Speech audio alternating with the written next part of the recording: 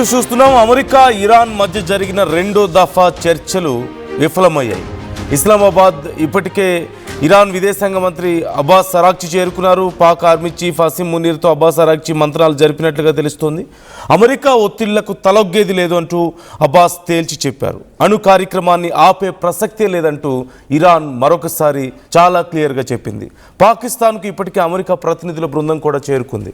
పాక్ అధికారులకు సందేశాలు బదిలీ చేయబోతుంది ఇప్పుడు ఇరు దేశాల ప్రతినిధులు. ఈ చర్చల్లో అమెరికా తరపున ట్రంప్ ప్రత్యేక రాయబారులు స్టీవ్ విట్కాఫ్, జెడ్ కుష్నర్ పాల్గొన్నట్లుగా తెలుస్తోంది. అయితే ఈ చర్చల ఫలితం ఎలా ఉండబోతోంది అనేది మాత్రం మనకి క్లియర్గా అర్థమైపోతుంది. ఓవైపు అసలు అమెరికాతో మేము చర్చలకే సిద్ధంగా లేము అంటూ ఇరాన్ ప్రకటిస్తూ రావడాన్ని మనం చూసాం. మరోవైపు అసలు అమెరికాతో మేము డైరెక్ట్గా చర్చించమంటూ ఈరోజు చేసినటువంటి ప్రకటన చూసాం. ఇప్పుడు అమెరికా ప్రతినిధులు చేరుకున్నారు. మరోవైపు ఇరాన్ చాలా క్లియర్గా అణు కార్యక్రమాన్ని మేము ఆపం అని చెప్పింది. ఇప్పుడు పాకిస్తాన్ అమెరికాకి ఇదే విషయాన్ని చెప్పే పరిస్థితి కనపడుతుంది. ఈ నేపథ్యంలో ఖచ్చితంగా చర్చలు మరొకసారి విఫలమయ్యే పరిస్థితులు కనిపిస్తున్నాయి. సో అమెరికాకి సంబంధించి ఖచ్చితంగా జేడీ వ్యాన్స్ వస్తారు, ఇక ఈ చర్చలు ఖచ్చితంగా పురోగతి సాధిస్తాయి అంటూ ఓవైపు పాకిస్తాన్ ప్రకటన చేసింది, కొంతవరకు కాన్ఫిడెన్స్ని వ్యక్తం చేసింది. కానీ ఈలోగానే ఇరాన్ చాలా క్లియర్గా చెప్పింది, మేము అణు కార్యక్రమాన్ని కొనసాగిస్తాము అని. న్యూక్లియర్ ప్రోగ్రాం కొనసాగినన్ని రోజులు ఖచ్చితంగా హర్ముజ్ స్ట్రైట్ క్లోజ్ చేసే ఉంటుంది, ఈ విషయంలో మేము వెనక్కి తగ్గం అంటూ అమెరికా రక్షణ మంత్రి పీట్ హెగ్సెత్ వార్నింగ్ ఇవ్వడాన్ని మనం చూసాం ఈరోజు ఉదయం. సో ఏ రకంగా చూసినా సరే అమెరికా ఇరాన్ మధ్యలో చర్చలు సఫలమయ్యే పరిస్థితి కనిపించడం లేదు. ఇప్పటికే ఇరాన్ చాలా క్లియర్గా న్యూక్లియర్ ప్రోగ్రామ్ని మేము ఆపం అని చెప్పినట్లుగా తెలుస్తోంది.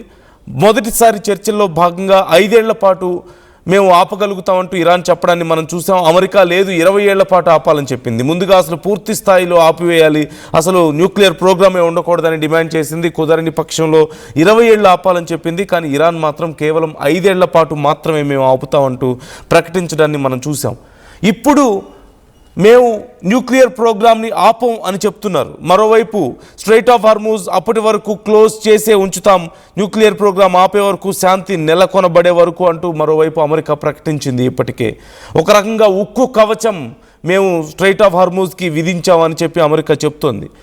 అలాగే ఇరాన్ చేసేటువంటి దాడుల్ని ఒక ఉగ్రవాద దాడులుగాను చెప్తున్నటువంటి పరిస్థితి కనపడుతోంది. ఈ నేపథ్యంలో మరొకసారి యుద్ధ మేఘాలు కమ్ముకోబోతున్నాయా? ఓవైపు ఇజ్రాయెల్ ఇప్పటికే లెబనాన్ మీద దాడులు చేయడాన్ని కూడా మనం చూసాం, 4 ప్రాణాలు కోల్పోయారు. సో ఎక్కడ చూసినా సరే పీస్కి తావే లేకుండా పోయింది. పూర్తిగా చర్చలు విఫలం అవుతూ ఉండడాన్ని మనం చూస్తున్నాం. మొదటి దశ చర్చలు 21 గంటల పాటు సాగి ఎలాంటి ఫలితం లేకుండా క్లోజ్ అయ్యాయి. ఇప్పుడు రెండో దశ చర్చలు సైతం ఇరాన్ చాలా ఖరాఖండిగా చెప్పేస్తుంది, న్యూక్లియర్ ప్రోగ్రాం ఆగదు అని. ఇరాన్ దగ్గర న్యూక్లియర్ ప్రోగ్రాం కొనసాగితే, న్యూక్లియర్ పవర్ ఉంటే ప్రపంచ దేశాలకు అది మంచిది కాదు, అమెరికాకి కూడా డేంజర్, కాబట్టి మేము దాన్ని కొనసాగనివ్వం, ఖచ్చితంగా ఎలాగైనా సరే ఆపి తీరుతామని చెప్పి అమెరికా చెప్తూ ఉండడాన్ని మనం చూస్తున్నాం. సో రెండో దఫా చర్చలు సైతం ఇప్పుడు ఇక ఆల్మోస్ట్ ఫెయిల్ అయినట్లుగా కనపడుతుంది. So let's know more details. ఈ టాక్స్కి సంబంధించి అసలు ఏం జరిగింది, నెక్స్ట్ ఎలాంటి పరిణామాలు ఉండబోతున్నాయి అనేది డీటెయిల్స్ మనం తెలుసుకుందాం. సచిన్ జాయిన్ అవుతున్నారు, నా కొలీగ్. సచిన్, ఇప్పుడు ఏం జరుగుతుంది అంటే పీస్ టాక్స్ విషయంలో ఇరాన్ చాలా క్లియర్గా ఉన్నట్లుగా తెలుస్తుంది, న్యూక్లియర్ ప్రోగ్రామ్ని మేము ఆపమని చాలా క్లియర్గా చెప్పింది. అమెరికానేమో న్యూక్లియర్ ప్రోగ్రామ్ ఆపకపోతే ఇదంతా ఆగదు, మేము స్ట్రైట్ ఆఫ్ హార్ముజ్ని ఓపెన్ చేయం, ఈ యుద్ధం ఆగే పరిస్థితి లేదు అని చెప్తోంది. సో ఏం జరగబోతుంది ఇప్పుడు? రెండోసారి చర్చలు కూడా ఇక ఫలితం లేనట్లుగా భావించాల్సిందని మనం పూర్తిగా కరెక్ట్ గా రెండోసారి చర్చలు కూడా ఫలితం ఈసారి కనీసం అంటే లాస్ట్ టైం డిస్కషన్ వరకైనా వెళ్ళింది, అంటే టేబుల్ మీదకి డిస్కషన్ కి వెళ్ళేంత వరకైనా వెళ్ళింది. కానీ ఇప్పుడు అది కూడా జరగలేదు అనేది ఇంటర్నేషనల్ మీడియా చెప్తున్న మాట నందు. ఏమంటున్నాయంటే కనుక ఇక్కడ పాకిస్తాన్ ప్రధాని షెహబాజ్ షరీఫ్ తో ఇరాన్ ఫారెన్ మినిస్టర్ అబ్బాస్ అరాక్చి భేటీ అయ్యారు. బట్ భేటీ అయిపోయిన తర్వాత ఇక్కడ వెనుతిరిగిపోయారనేది వినిపిస్తున్నమాట. అయితే ఇదే అంశానికి సంబంధించి షెహబాజ్ షరీఫ్ కూడా ట్వీట్ చేశారు. ఆయన ఏమన్నారంటే, was pleased to meet Syed Abbas Araghchi, Foreign Minister of Iran, and his delegation in Islamabad today had a most warm and cordial exchange of views on the current regional situation. We also discussed matter of mutual అంటూ కూడా మాట్లాడుకుంటున్న సందర్భం. అంటే discussions అయితే జరిగాయి, వీళ్ళిద్దరి మధ్య కీలకమైన డిస్కషన్స్ జరిగాయి అయితే మాత్రం ఇక్కడ మనం దీన్ని బట్టి అర్థం చేసుకోవచ్చు. బట్ అది ఏ రకమైన డిస్కషన్స్ జరిగాయి, అది ఎంతవరకు వెళ్ళింది, అదొక ఫ్రూట్ఫుల్ డిస్కషనా లేకపోతే జస్ట్ ఒక అన్సక్సెస్ఫుల్ డిస్కషన్ అనేది మాత్రం బహుశా ఇద్దరు ఒకవేళ దాన్ని ఏమంటారు ఒక మ్యూచువల్ షహబాజ్ షరీఫ్ కి సంబంధించి కావచ్చు, లేకపోతే దాంతో పాటు ఇరాన్ కి సంబంధించి అబ్బాస్ అరాక్చి, వీళ్ళిద్దరు ఎవరైనా బయటకు వచ్చి మాట్లాడితే కనుక బాగుండేది. బట్ కంటిన్యూ చేసిన ట్వీట్ కి సంబంధించి వాళ్ళు ఏమంటారంటే had a most warm and cordial exchange of views on the current regional situation. We also discussed the matter of mutual interests, including the further strengthening of Pakistan-Iran bilateral relations అని చెప్పి తేలిగ్గా చెప్పుకొచ్చేసారు. అంటే of course ఇక్కడ bilateral discussion వాళ్ళిద్దరి మధ్య అయితే కాదు, but ఇది కాంటెక్స్ట్ యుఎస్ కి సంబంధించి. బట్ యుఎస్ తో ఎక్కడా కూడా భేటీ జరిపిన ఆ దృశ్యాలు ఎక్కడా కూడా వాళ్ళు రిలీజ్ చేస్తున్న విజువల్స్ లో లేవు. పాకిస్తాన్ కి ఇరాన్ కి మధ్య జరిగిన ద్వైపాక్షిక చర్చలుగా మాత్రమే ఇక్కడ పాకిస్తాన్ చెబుతూ ఉంది. అంటే ఇక్కడ ఒక మాట మాత్రం ప్రస్తావించుకోవాలి, ఇక్కడ మాటికి పాకిస్తాన్ పాత్ర మాత్రం క్లియర్ గా కనిపిస్తోంది. ఏమని? ఫెయిల్యూర్ పాత్ర. కనీసం వీళ్ళని ఒక టేబుల్ మీదకి తీసుకొచ్చి చర్చించే ప్రయత్నం కూడా చేయలేకపోతోంది. అండ్ ఇంకొక కీలకమైన డెవలప్మెంట్ ఏంటంటే ఇప్పుడులా జరుగుతున్న సందర్భంలోని ఇజ్రాయెల్ లెబనాన్ మీద దాడికి పాల్పడుతోంది అనేది ఇటు మరి ముఖ్యంగా ఇంటర్నేషనల్ మీడియా కోట్ చేస్తున్నమాట. ఇరాన్ డెలిగేషన్ అనేది ఇస్లామాబాద్ నుంచి వెళ్ళిపోయింది క్లియర్ గా. అంటే డిస్కషన్స్ జరగడానికి ఎక్కడ అవకాశం కానీ స్కోప్ కానీ లేదని చెప్పుకోవాలి. ఇరాన్ డెలిగేషన్ మరి ముఖ్యంగా వాళ్ళ ఫారెన్ మినిస్టర్ అబ్బాస్ అరాక్చి ఇస్లామాబాద్ నుంచి వెళ్ళిపోయారు. హై లెవెల్ మీటింగ్ అయితే జరిగింది ఈ రోజంతా. అయితే డెలిగేషన్ ఒక అఫీషియల్ లిస్ట్ డిమాండ్స్ ని తెర మీద తీసుకొచ్చింది. ఏది? యుఎస్ ఇజ్రాయెల్ వార్ వీళ్లతో జరుగుతుంది, ఇరాన్తో జరుగుతున్న యుఎస్ ఇజ్రాయెల్ వార్ కి సంబంధించి ఒక లిస్ట్ అయితే మాత్రం, ఒక అఫీషియల్ లిస్ట్ మాత్రం, లిస్ట్ ఆఫ్ డిమాండ్స్ ని ఆ డెలిగేషన్ అయితే డెలివర్ చేస్తుంది పాకిస్తాన్ కి అనేది వినిపించమాట. పాకిస్తాన్ లీడర్స్ ఇప్పుడు ఇది అమెరికా ముందు పెట్టబోతున్నారు. And Indonesian UN peacekeeper కూడా లెబనాన్ లో మరణించారంటే అర్థం చేసుకోవచ్చు. ఇక్కడ సీరియస్నెస్ అయితే మాత్రం చాలా గట్టిగా ఉంది. అంటే లెబనాన్ సెంట్రిక్ గా డిస్కషన్స్ జరుగుతున్నాయి. ఫస్ట్ లెబనాన్ కి సంబంధించి కూడా ఇజ్రాయెల్ ఆర్మీ ఏమంటుంది, హెజ్బుల్లా ఫైటర్స్ సౌత్ లెబనాన్ లో చనిపోయారనేది, ఇటు దాడుల్లో చనిపోయారనేది. ఇజ్రాయెల్ మిలిటరీ ఇప్పటికే ఇష్యూ చేసిన ఒక స్టేట్మెంట్ ఏముంటుంది, హెజ్బుల్లా ఫైటర్స్ ని సదరన్ లెబనాన్ లో మేము ఎలిమినేట్ చేశాము. సీజ్ ఫైర్ జరుగుతూ ఉన్నప్పటికీ కూడా ఇక్కడ ఎక్స్చేంజెస్ ఆఫ్ ఎక్స్చేంజెస్ జరుగుతూ ఉన్నాయి, మరి ముఖ్యంగా దాడులు జరుగుతున్నాయనేది ఇజ్రాయెల్ కోట్ చేస్తుంది, లెబనాన్ దాడులు చేస్తుందని చెప్పి. లెబనాన్ హెల్త్ మినిస్ట్రీ కూడా 4 చనిపోయారు అని చెప్పి ఇజ్రాయెల్ దాడుల్లో, మరి ముఖ్యంగా యూహమార్ అల్ షకీఫ్ అనే టౌన్ ప్రాంతంలో దాడులు జరిగాయని చెప్పి వాళ్ళ హెల్త్ మినిస్ట్రీ చెప్తూ ఉంది. అయితే ఈ దాడులు జరుగుతున్న క్రమం అంటే ఇప్పటికే మనం మాట్లాడుకున్నాం గతంలో కూడా, న్యూక్లియర్ అంశం కావచ్చు, దాంతోపాటు లెబనాన్ అంశం కావచ్చు, ఇలా కొన్ని కీలకమైన ప్రతిపాదనలు తెర మీద తీసుకొచ్చింది అమెరికా. ఆ బెట్టు వేయడం లేదు అలా అని చెప్పి ఇక్కడ ఇరాన్ కూడా వెనకడుగు వేయటం లేదు. స్మాల్ బోర్డ్స్ ని పూర్తిగా తగలబెట్టేస్తామని చెప్పి స్టేట్మెంట్ ఇచ్చిన ట్రంప్ ఎక్కడా కూడా వెనక్కి తగ్గట్లేదు. ఇప్పుడు ఆ small boards straight of Hormuz దగ్గర కీలకంగా మారుతూ ఉన్నాయి. అండ్ దాదాపుగా 15 మంది ఇప్పటి వరకు హెజ్బుల్లాకి సంబంధించిన కీలకమైన నేతలు మరణించారు ఈ వీకెండ్ కి సంబంధించి, అంటే ఈ వారంతంలో అనేది. ఇటు ఇజ్రాయెల్ అటాక్స్ ని కోట్ చేస్తూ లెబనాన్ హెల్త్ మినిస్ట్రీ చెప్పుకొస్తోంది.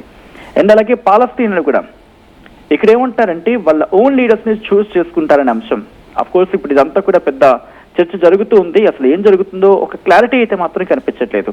అంటే అమెరికా చర్చలకు వచ్చింది, ఇస్లామాబాద్ చేరుకుంది, ఇరాన్ కూడా ఇస్లామాబాద్ చేరుకుంది, పాకిస్తాన్ కి వెళ్ళింది, వాళ్ళ పాకిస్తాన్ ప్రధాని షహబాజ్ షరీఫ్ తో భేటీ అయ్యింది. కానీ భేటీ అయిన అంశం అంటే డిమాండ్స్ తెర మీద తీసుకొచ్చింది మళ్ళీ అంతే. ఆ డిమాండ్స్ లిస్ట్ ని ముందు వచ్చింది తప్ప ఎక్కడ తెలుస్తున్న దాఖలాలు అయితే మాత్రం ఇప్పటికిప్పుడు కనిపించట్లేదు. బహుశా ఇది లెబనాన్ సెంట్రిక్ గానే ఈ 2సారి చర్చలు కూడా దాదాపుగా ఫెయిల్ అయినా అనుకోవడంలో అతిశక్తి లేదు నందు.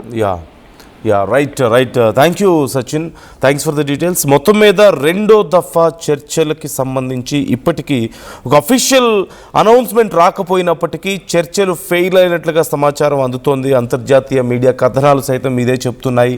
ఓవైపు ఉన్నటువంటి అతిపెద్ద సమస్య ఒకే ఒక్క విషయంలో ఇరు దేశాలకి కుదరని ఎక్కడ పొంతన కుదరకపోయే అంశం ఒకటే, ఈ న్యూక్లియర్ ప్రోగ్రామ్ అనేది. న్యూక్లియర్ ప్రోగ్రామ్ విషయంలో ఇరాన్ మేము వెనక్కి తగ్గం అంటుంది. వెనక్కి తగ్గకపోతే యుద్ధం ఆగదు అని చెప్పి అమెరికా చెప్తుంది.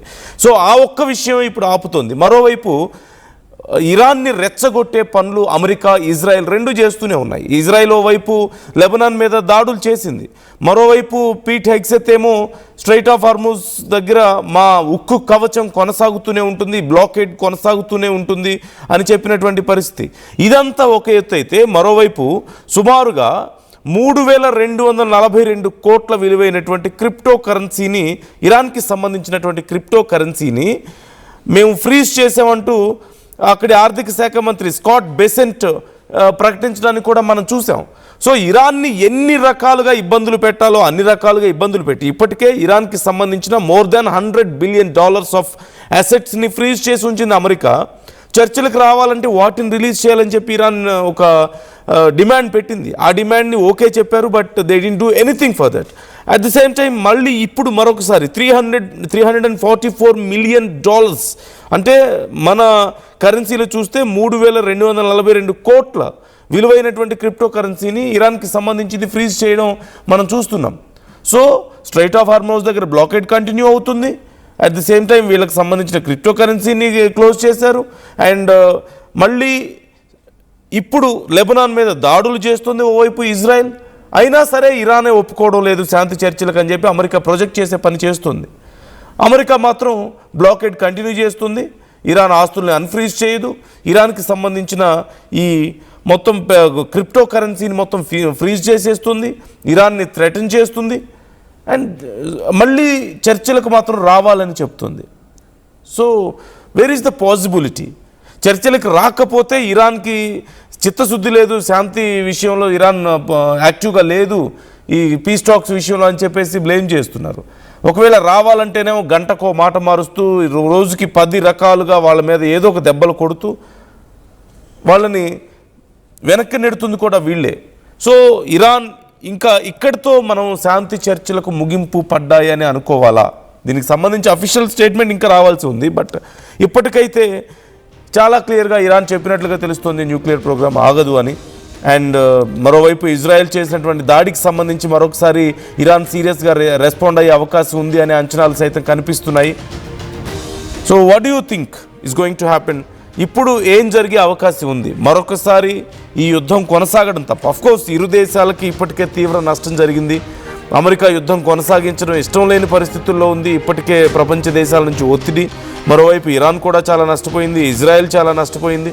ఇలాంటి పరిస్థితుల్లో శాంతి చర్చలకు మాత్రం అవకాశం లేకుండా పోయినటువంటి పరిస్థితి కనపడుతుంది. సో ఒకరినొకరు బ్లేమ్ చేసుకుంటున్నారు. ఇరాన్ ఏమో అమెరికా సిద్ధంగా లేదు, అమెరికాకి చిత్తశుద్ధి లేదు, అమెరికా మాట మీద నిలబడడం లేదు, ట్రంప్ ఇష్టం వచ్చినట్లుగా బిహేవ్ చేస్తున్నారు అంటున్నారు. ఇజ్రాయెల్ తన పని తాను చేసుకుంటుంది, అమెరికా చెప్పినా వినకుండా, ఇరాన్ చేస్తున్నటువంటి హెచ్చరికలను పట్టించుకోకుండా.